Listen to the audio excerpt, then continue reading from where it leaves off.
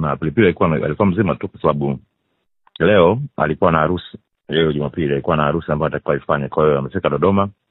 Na nafikiri kuna maandalizi yake ili baadaye aende kafanye kazi yake ya harusi hapo Dodoma.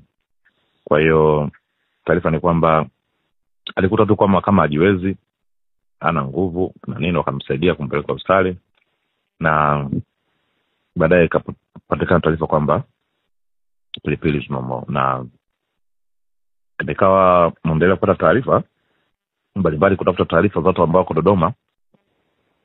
Nilikuwa ile mtu kananiambia yuko mochari na amemuona kwa Pilipili. Kwa kweli ni habari ya kushtukiza, na kuzingatia tu na majuzi umetoka kuwasiliana. Nilikuwa na shughuli ya kijana wangu pata komunyo hapa, na nilimwalika, akaniambia ataenda Dodoma, ila akirudi atamletea dogo zawadi. So ni kitu ambacho kinasikitisha ukizingatia ni kipindi ambacho Pilipili kama alikuwa anaanza kurudi yule umoto wake na nini. Hivyo nimewasiliana na watu kadhaa ikiwemo pia Mheshimiwa Mavunde. Nimeongea naye muda fulani, ameniambia anaelekea mochari. Kwa hiyo pia nasubiri taarifa Mheshimiwa Mavunde pia, na tujue taratibu nyingine zitakuwaje so far. Yaani kipindi cha mwishoni hapa kuna watu wanafikiria labda alikuwa na bana depression na nini. No, Pilipili was very okay, na amerudi, kazi imeanza kuwa nyingi, simu zinaita sana.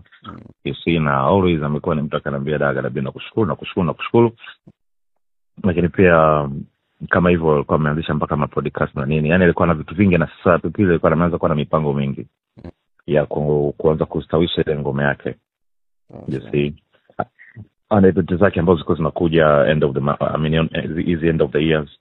Atafanyaga, na kwa alikuwa amerudi, he was very okay. Na nakwambia alikuwa na kazi, anaenda kazini. So hivyo mauti amemkuta akiwa Dodoma, maki Dodoma ndo kwao huko.